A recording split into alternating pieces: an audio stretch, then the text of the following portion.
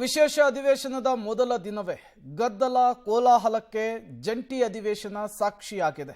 ಇವತ್ತು ರಾಜ್ಯಪಾಲರ ಭಾಷಣದ ನಂತರ ಅಕ್ಷರಶಃ ಹೈಡ್ರಾಮವೇ ಸೃಷ್ಟಿಯಾಗಿತ್ತು. ರಾಜ್ಯಪಾಲರು ನಿರ್ಗಮಿಸಿದ ನಂತರ ಕಾಂಗ್ರೆಸ್ಸಿಗರು ನಡೆದುಕೊಂಡಂತಹ ರೀತಿ, ಈಗ ರಾಜ್ಯಪಾಲರ ನಡೆಯನ್ನು ಬಿಜೆಪಿಗರು ಸಮರ್ಥಿಸಿಕೊಳ್ತಾ ಇದ್ದಾರೆ. ರಾಜ್ಯಪಾಲರು ನಡೆದುಕೊಂಡಿದ್ದು ಸರಿ ಇದೆ ಅಂತ ಹೇಳ್ತಾ ಇದ್ದಾರೆ. ಜಂಟಿ ಅಧಿವೇಶನದ ಭಾಷಣವನ್ನು ಓದದೆ ರಾಜ್ಯಪಾಲರು ನಿರ್ಗಮನ ಮಾಡ್ತಾರೆ. ರಾಜ್ಯಪಾಲರದ ನಡೆಗೆ ಬಿಜೆಪಿಗರು ಸಮರ್ಥನೆಯನ್ನು ಮಾಡಿಕೊಳ್ತಾ ಇದ್ದಾರೆ. ರಾಜ್ಯಪಾಲರು ಮಾಡಿರೋದು ಸರಿ ಇದೆ. ರಾಜ್ಯಪಾಲರ ಮೇಲೆ ಸರ್ಕಾರ ಒತ್ತಡವನ್ನು ಹೇರುವಂತಿಲ್ಲ. ರಾಜ್ಯ ಸರ್ಕಾರ ಒತ್ತಡ ಹೇರುವಂತಹ ಕೆಲಸವನ್ನು ಮಾಡಿತ್ತು. ಭಾಷಣಕ್ಕೆ ಕರೆದು ರಾಜ್ಯಪಾಲರಿಗೆ ಸರ್ಕಾರ ಅವಮಾನ ಮಾಡುವಂತಹ ಕೆಲಸ ಮಾಡಿದೆ. ಸಾಂವಿಧಾನಿಕ ಕರ್ತವ್ಯವನ್ನು ಮರೆತು ಅಗೌರವವನ್ನು ತೋರಿಸಿದೆ ಅಂಥೇಳಿ ಸರ್ಕಾರದ ನಡೆಗೆ ಕಾಂಗ್ರೆಸ್ಸಿಗರು ನಡೆದುಕೊಂಡಂತಹ ರೀತಿಗೆ ಆಕ್ರೋಶ ಹೊರಹಾಕಿದ್ದಾರೆ. ವಿಧಾನಸಭಾ ಅಧಿವೇಶನದ ಕಲಾಪದಲ್ಲೇ ಇವತ್ತು ಒಂದಿನ ಕರಾಳ ದಿನ. ಇವತ್ತು ಕಾಂಗ್ರೆಸ್ ಸರ್ಕಾರ ಈ ಅಧಿವೇಶನವನ್ನು ಒಂದು ಕರಾಳ ರೀತಿಯಾಗಿ ನಡೆಸಿದ್ದಾರೆ. ಗೌರವಾನ್ವಿತ ರಾಜ್ಯಪಾಲರು ಅವರ ಕರ್ತವ್ಯ ಏನಿದೆ, ಸಂವಿಧಾನದ ಅಡಿಯಲ್ಲಿ ಕೇಂದ್ರ ಮತ್ತು ರಾಜ್ಯ ಸರ್ಕಾರಗಳ ಸೇತುವೆಯಾಗಿ ಕೆಲಸ ಮಾಡೋದು ಅವರ ಕರ್ತವ್ಯ. ಆ ಕರ್ತವ್ಯ ರೀತಿಯಾಗಿ ಅವರು ಕೆಲಸವನ್ನು ಮಾಡಿದ್ದಾರೆ. ಆದರೆ ಇವತ್ತು ಗವರ್ನರ್ ಅವರು ಅವರ ಮಾತುಗಳಲ್ಲಿ ಅದನ್ನು ಲೇ ಮಾಡಿ ಧನ್ಯವಾದ ಹೇಳಿ ಹೊರಟಿದ್ದಾರೆ. ಇದೇನು ಮೊದಲ ಬಾರಿ ಅಲ್ಲ. ಹಿಂದೆ ಭಾರದ್ವಾಜ್ ಅವರು ಇದ್ದಾಗೂ ಕೂಡ, ನಮ್ಮ ಸರ್ಕಾರ ಇದ್ದಾಗ, ಯಡಿಯೂರಪ್ಪನವರು ಇದ್ದಾಗ ಅವರು ಕೂಡ ಲೇ ಮಾಡಿಬಿಟ್ಟು ಹೊರಟೋದ್ರು. ಅವಾಗ ಕಾಂಗ್ರೆಸ್ಸಿನ ಗವರ್ನರು. ಕಾಂಗ್ರೆಸ್ಸವರು ಇಡೀ ಸದನವನ್ನು ಗೂಂಡಾಗಿರಿ ಮಾಡಿದ್ದಾರೆ. ಇವತ್ತು ರಾಜ್ಯಪಾಲರ ಮೇಲೆ ತಳ್ಳೋ ಅಂಥದ್ದು, ಅವ್ರನ್ನ ಅಟ್ಯಾಕ್ ಮಾಡೋ ಅಂಥದ್ದು.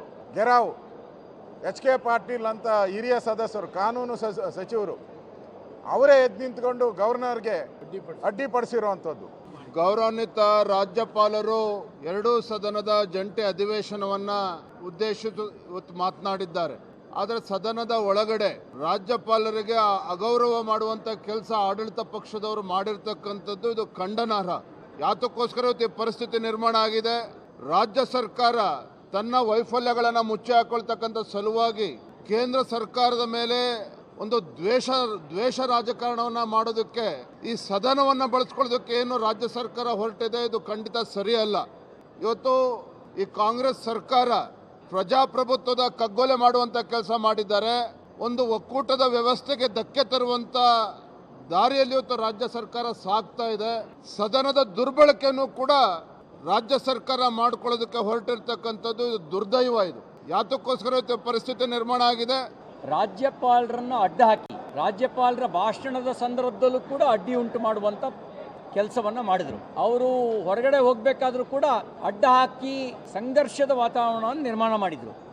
ನಾನು ಈ ಸಂದರ್ಭದಲ್ಲಿ ಸಭಾಧ್ಯಕ್ಷರು ಮತ್ತು ಸಭಾಪತಿಗಳಿಗೆ ಸದನವೇ ಮಾಡಿರುವ ನಿಯಮವನ್ನು ಇಲ್ಲಿ ಪ್ರಸ್ತುತಪಡಿಸಲಿಕ್ಕೆ ಬಯಸ್ತೇನೆ. ಕೆಲವು ವಿಧಾನ ಮಂಡಲದ ಸದಸ್ಯರು ರಾಜ್ಯಪಾಲರನ್ನ ಅಡ್ಡ ಹಾಕಿ ಅವರ ಮೇಲೆ ಮ್ಯಾನ್ ಹ್ಯಾಂಡ್ಲು ಮಾಡುವಂಥ ಒಂದು ಪ್ರಯತ್ನವನ್ನು ಮಾಡಿದ್ದಾರೆ, ಗುಂಡಾ ವರ್ತನೆಯನ್ನು ತೋರಿದ್ದಾರೆ.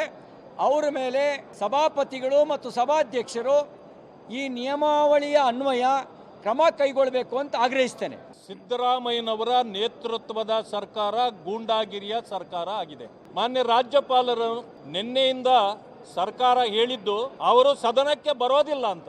ಅದು ದಟ್ ಈಸ್ ಎ ಮ್ಯಾಂಡೇಟರಿ. ಅವರು ಬಂದರು, ಭಾಷಣ. ಇದನ್ನೆಲ್ಲ ನೋಡಿದ ಮೇಲೆ ಕಟ್ಟ ಕಡಿಯದಾಗ ಅನ್ಸೋದೇನು ಗೊತ್ತಾ? ಅಧಿವೇಶನವನ್ನು ಮಾಡೋದು ಅಭಿವೃದ್ಧಿಯ ಬಗ್ಗೆ ಚರ್ಚೆ ಮಾಡೋದಕ್ಕಲ್ಲ, ಜನರ ಸಮಸ್ಯೆಗಳ ಬಗ್ಗೆ ಚರ್ಚೆ ಮಾಡೋದಕ್ಕಲ್ಲ, ಕಾಲಹರಣವನ್ನು ಮಾಡೋದಕ್ಕೆ, ಒಬ್ಬರ ಮೇಲೆ ಒಬ್ಬರು ಕೆಸರೆಚಾಟ ಮಾಡ್ಕೊಳ್ಳೋದಕ್ಕೆ, ಹೈಡ್ರಾಮವನ್ನು ಸೃಷ್ಟಿಸ್ಕೊಳ್ಳೋದಕ್ಕೆ ಕೋಟಿ ರೂಪಾಯಿ ವ್ಯಯಿಸ್ತಿದಾರ ಇವರು ಅಂಥೇಳಿ